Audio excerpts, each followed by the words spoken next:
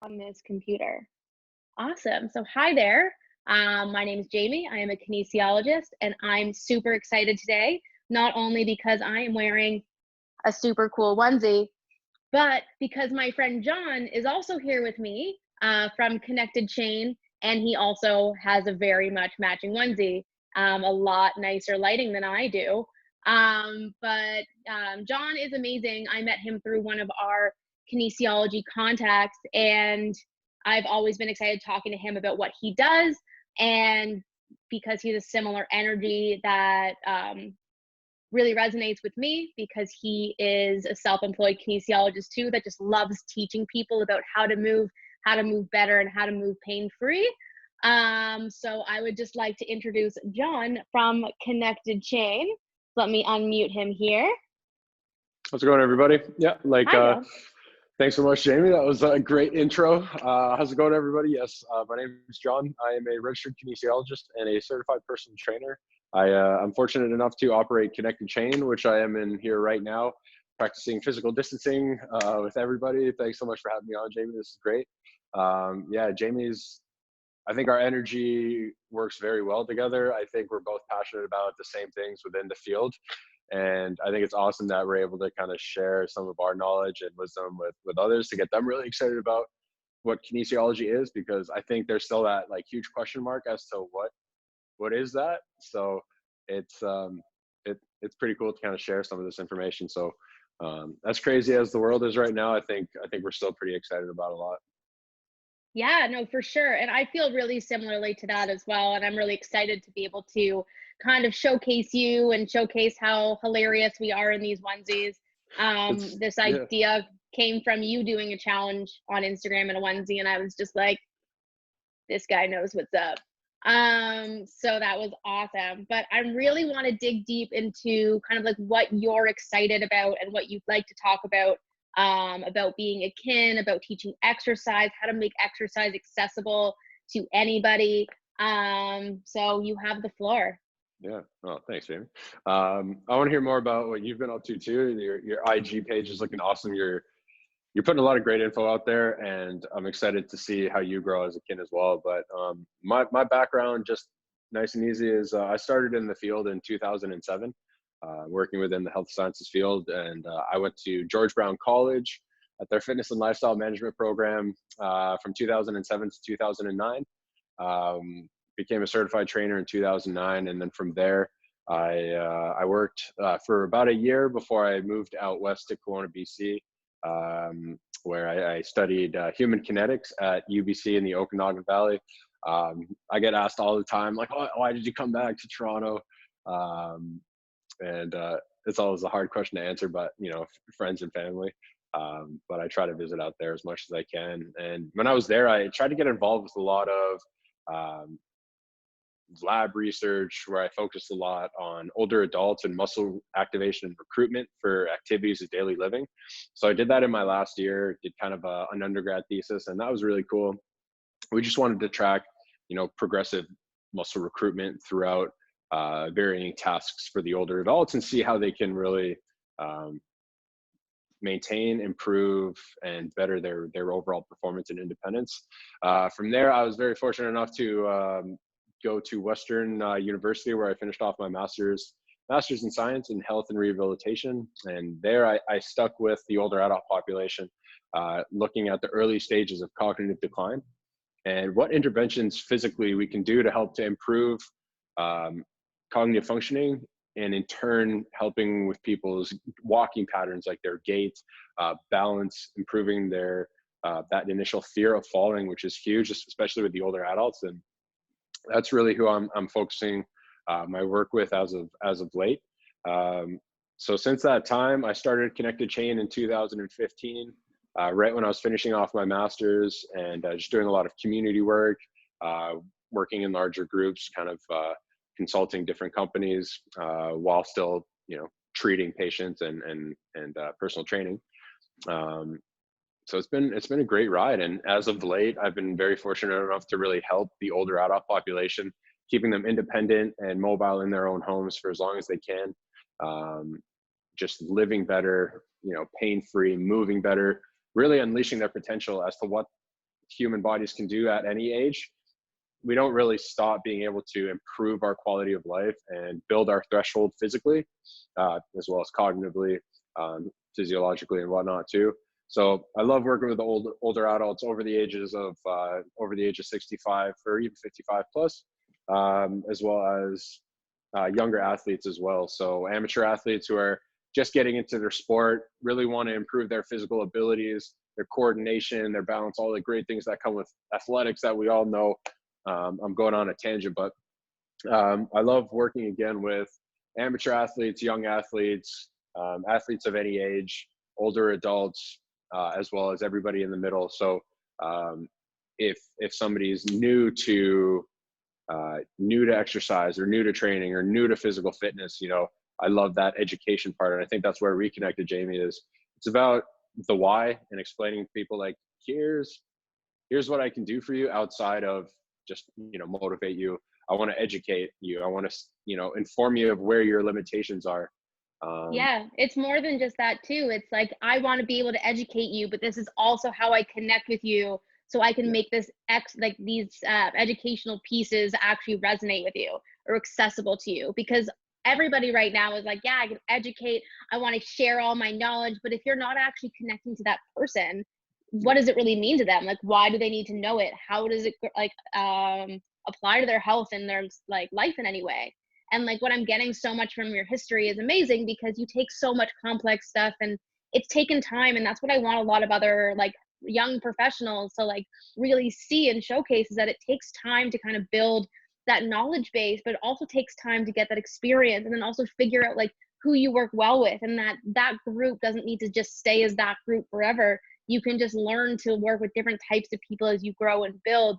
But we have to start somewhere. And especially with your background with, we're looking at older adults and like how you can like kind of train them to be more resistant and resilient in terms of preventing falls, and then even transitioning to that cognitive awareness of how do you build that like brain strength to be able to facilitate better movement throughout your body. I'm sure it has a huge relation to kind of how we feel pain as well, because our nociceptors are also like, it's all subjective based on how we feel. It doesn't always tell us the whole story about why we feel what we do. It's more what is being overridden to feel the most. So I find that that's really interesting, because that can have so many implications in terms of neurological disorders, concussions, movement disorders in other ways, aches and pains, just like body compensations and dysfunctions, and different sorts of things. But like, you can always kind of take your brain, and like that mindset and that understanding and that like focus can make such a huge difference by like managing variables as well. So what's so cool is being able to hear you talk about kind of your background and being able to share that and share your journey as a whole, because it's so relatable to what a lot of us are going through right now. And especially now that we're all kind of pivoting and shifting kind of how we create, it's making me, and I'm sure you as well, kind of evaluate exactly what our mission is. Like, what do we want to provide people, and how do we serve people in a way that makes an impact and difference, as opposed to just serving people for the sake of it, and Yeah. really just being specific about it. So I think that that's so cool. Hey, thanks, Jamie. No, I mean, yeah, the energy from this call is great. I could talk about this stuff all day. And I think where kinesiology is going as a whole is so exciting. So I'm excited to see the new age application of the stuff that we know so well from the people who really planted the seeds before us and gave us all this knowledge that we have now. And there's this new awesome wave of, you know, multidisciplinary people coming together and sharing their knowledge, so that there's this practical new way of moving forward into the future of health sciences. And that's incorporating, you know, like we talked about, movement, cognition, overall well-being, nutrition, hydration, right? All the stuff that we know is great for us. And since we have the backgrounds that we do, we know a lot. And it's exciting when, you know, our clients or patients want to work with us and really understand the stuff that we know. But we also Mhm. don't want to overwhelm them and say, this is why, you know, this is all that's happening when you're doing a squat. They'll be like, whoa, you know, like, let's take a step back. So it's exciting to see how fast things have changed and the excitement that people have for it. And like I said, that big question mark about what is kinesiology is getting answered as time goes on. So, I mean, For I'm sure. excited. And Yeah. yeah, and I'm excited too, not only to your commitment to kinesiology, but also to the commitment to the whole outfit. Because I also noticed that there's the socks and sandals, which Oh also yeah. adds Well, to the onesie party, which is huge. I'm barefoot because I'm at home, but like, yeah. I don't have that level of swagger yet, so we'll get there. And I I'm think that just that trying to also work on comes it. with professionalism as well. I think that that's important. Well, I'm just trying to work on my arch. That's why I'm not wearing. That's why I'm not wearing shoes right now. That's what I tell everybody. And I have comfortable turf here, so um, I guess I am a little too comfy right now. But I am trying to work on my arch a little bit more. But um, no, that's I don't funny. think you And have to to, explain it. I think that that's great. I think it's th- the best. th- I think that thank people you. need to be able to That's funny. like showcase their Thank you. personalities and also Oh yeah. be like, yeah, we're all like, I think that's so important to be able to say, like, yeah, I'm working on my feet as well, but I also own socks and sandals as a fashion statement. And I think that that's important because you're killing it. And I'm a big fan. Thank Double you. thumbs You up. know what? Basketball fans will know about the socks and sandals. Basketball players know about the socks and sandals. So if you're watching, shout out to all the basketball players out there who show up on the hardwood with socks and sandals. It's the most comfortable way to take off basketball shoes after you played in them. You just slip your sandals on and you go home, take a shower. But Even like those, even that little piece, you're always providing like sick education on like, these are all the ways that this makes sense. Like this everything's is why. intentional, That's even if funny. it's not always consciously intentional, which is so exciting. And what I love about kind of being a kin myself is that like we see the world in a lens of how it impacts our body and how our body is impacted internally, and Mhm. how those things relate, and that's really cool. And something that I think would be really interesting to hear you talk about, if any like new kins or any like kins are listening to this, or health professionals in general, where would you start with a patient or like a client after you've already done the assessment? Like, where do you start in terms of education, like go to exercises, Mhm. or your general process and personalizing it, but also having like a sturdy starting point? Yeah, no, that's a great question. That's a great question, and that takes time, and time and experience will help you with that. Um, what I've personally have always tried to do is my assessment starts from the second I shake your hand or just meet my client, and we'll go through the proper assessments. You always want to understand what the client needs, listen to them, ask those questions, and really build up an inventory of what you're working with so you understand this person more. Get to really know that client because, in a best situation, you're going to be working with them for a while and you want to build that relationship earlier on. And that's one of the most exciting things for me is, hey, you know what? You're probably nervous right now. Let me try to relax you, calm you down. Let me tell you what we're going to be doing. And why don't you tell me what you're doing here? How can I help you? And then once we go through that process and then we get into the proper functional assessments and doing the assessments that are practical for them, then when it comes to the program, I'll sit back and I'll say, let's have their goals close by. Let's keep that in the back safe. Let's now look at where their limitations are and what we need to work on first to get them to their goals, and then from there just slowly put the pieces together. So I keep the goals and limitations close by as I put the program together, and then it's just constant conversation with them. Hey, how does this feel? Maybe I'll have them do a squat, for example, and then I'll notice something new about their movement pattern, and I'll say, okay, where there's another limitation, we're going to get to that. And it's just constantly piecing things together. It doesn't really stop. Continuing education, constant learning is, I think, the most important thing in any field.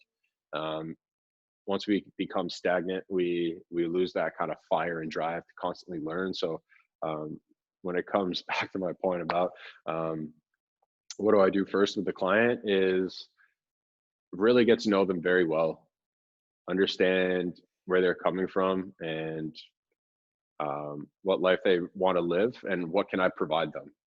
I have to be realistic with what I'm able to provide them. And what I've learned earlier on in my field is not to make promises that you can't keep. So if you have somebody that wants to lose 20 pounds and have no more back pain ever again, what I say is, look, I'm fortunate enough to have a set of skills that, when done properly and working together, we can hopefully get you to that point. And it's going to take a lot of work. But I just tell them straight up, like, look, I'm going to work as hard as I can with you, and I'm going to make sure you're working as hard as you can to reach those goals. And let's make sure that happens. So I think that's a rookie mistake at times, where you want to be able to get that client so badly that you're like, yes, no problem. And then all these limitations start to pile up, and you realize that, oh shoot, I have to actually do all this stuff. And that just takes time. So I hope that answers your question. I threw a lot in there. I went on a tangent, but It does. And honestly, like basically what I got from that, I'll do my best to summarize it. I'm someone that also tends to just like black out and speak based on all of our conversations. Like, that's true. From all the right. second you met me, you're like, I think I talk the whole time anyways. So now you're making up for that time. But basically, Great. like I tell people all the time, it's like, I will not plan a specific workout before you come in, because I don't know how you're going to feel, and I don't know what you've done the week, the month, the year before that. So it really comes down to being able, like I do the same thing. Like I'm evaluating from the second I shake, from you walking into the door, or how you speak or how you move, because those things matter. And then being able to make the connection between what they want and what they need, and making it relatable and accessible to them. So I'll see someone, and my interns that I've had over the last couple years, like they just like probably think I'm insane, but it just seems like chaos, because I'm just doing a whole bunch of different things, and I'm testing stuff, and I'm seeing how they move, but I'm also giving them some exercise at the end of the day. So everything that I teach someone isn't necessarily implementable and applicable to that person right away, but it's something we're working towards. So I'll give someone 1 or 2 exercises to do on their own, but they could also have a personal trainer or a physio. And it's about creating that connection of, I'm going to be able to help you educate and answer your questions so that you can feel more confident doing this on your own. And that's what I think is so important about what we do. And what I'm getting from what you're saying is you're giving people the education and independence to be able to be realistic about their bodies, and also be able to feel better about their bodies, regardless of what pain they have or injuries or whatever they've had in the past. It's about management, prevention, and relief, and being able to give people tools to actually accomplish those things, instead of being trained. Instead of saying, I'm going to fix this, you're saying, I'm going to be transparent about the tools that I can give you, but it also, you have to participate in that as well. And it's about that realistic back and forth. I'm going to be able to give you education. It's not always going to be perfect, because I don't know what's going to happen between today and tomorrow. So I think that that's really cool, because on the one hand, you're just like, well, that's not concrete. But on the other hand, you're teaching people lifelong skills that they needed 10 years ago, 20 years ago, that are really still able to make a huge impact on their life now. And it's never too late. That always reminds me of 30 Rock, where they're like, it's never too late. So I'm the only person that will probably know what that means, but that's okay. But yeah, so I hope I did it justice of the summarization that was also very long. But that's just kind of how we end up talking to each other anyways. And then just one other topic comes up and piles up, and I think the conversations are great, because there's a lot more that I learned, there's a lot more that you learn, and having outlets that like this, like what we're talking on right now, we can share this with everybody. And some of the kin students who are in school, especially now finishing off, and there's that huge question mark of, what am I going to be able to do? Any job that you start, or any career that you get into, it's going to have its challenges, and you're going to have to get to a point where you got to ask yourself, do I really want to do this? Is this going to be my career? And that'll come a point where you got to put your full commitment into it to really get what you want out of it. And that'll be at the individual level, right? I mean, and that takes time and experience. And from your time and experience, you'll be able to make that call. And, don't feel guilty if you don't stay in the field or you pursue something else. I think it's always a matter of trying and then making a decision on that to decide what you want out of that. So, For I've been sure. yeah, I've been fortunate enough to be in this field since 2007, and I've seen it change like crazy. And it's exciting, and I'm excited to see what the future has to hold for us. But that's something I would tell all the kin students and new kin workers to the field, or anybody, any health scientist in this field. You know, don't be afraid to test it out, and be afraid so that motivates you more to really understand yourself as a professional, what you want out of the work that you do, and what you can provide people. So I think that's what I've learned in my, you know, time in this field. So it's been great. I'm learning something new every day. I actually almost became a chef, and what I learned from chefs was you literally learn something new every day, like a new ingredient or a new way to cook it. And I'm learning that same with our field. That's I love to awesome. cook.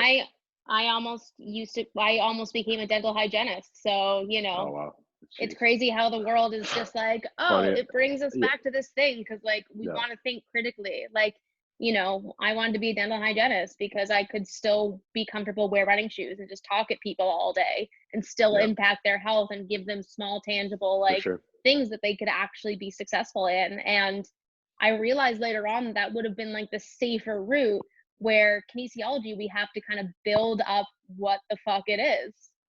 Yeah, right. Pardon my And French. no, I Yeah. love it. And that's what it is, right? It's yeah, it's still that, where are we as kinesiologists in this whole thing? And be confident in your ability as a kin. Like, you guys can do a lot, and you can be that either void to fill, or be something new, and you can do both of those, right? So um, there's nothing wrong with being confident in what you're able to do, but also knowing that there's so much more out there to really learn and understand. uh, Yeah. Just do it. Just do it. We're gonna ju- unpack that chef thing on a later date because I oh got lots of opinions and evaluations about kind of like the restaurant industry and how that impacts your body and how that's so yeah. relatable. So I'm sure that you've uh, made that connection a long time ago before I did. So I feel like that'll be episode 2 let's do of it. the John and Jamie onesie Uh, parade. let's do it. Let's do it. Let's start a trend here. You know, I'm all for it. This was great. It works out too that even if we were to do like a onesie workout like at your gym, like even our height difference I think would qualify as like the distance we'd need to like socially distance anyway. So I think that makes sense. Like, you obviously can't tell because I have like tall person energy, but like he is significantly taller than me. I'm like 5'2 1/4", so it's fine. Well, I'm just surprised that they make onesies this big. Like, I have a That's hard enough exciting. time. So this is great. It's actually a gift from my sister. Shout out to my sister. It's an awesome Christmas gift. That's the Um, best. this will get a lot of use. So thank you for this gift. It's great.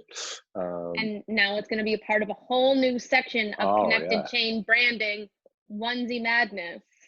For only man is basketball one. players. I made that There for you, you. That's your gift hey, from me. what onesies, socks and sandals. You roll up to a basketball game like that, your opponent will be terrified, and you'll have the upper hand going into that. So Next time I'll onesies get and so sandals like that so that I can match you, and that would be dope.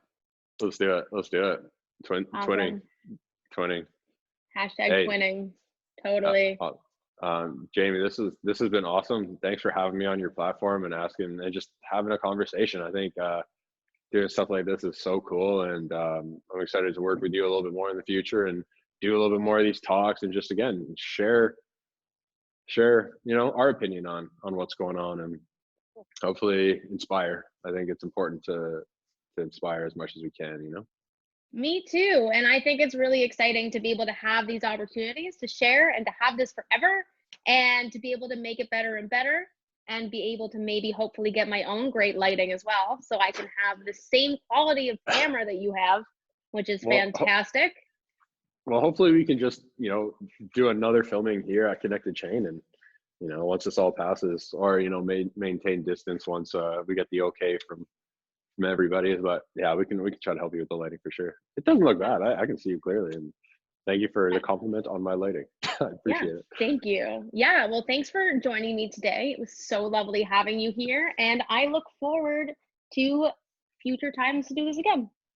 Let's do it. Thanks, Jamie. That was great.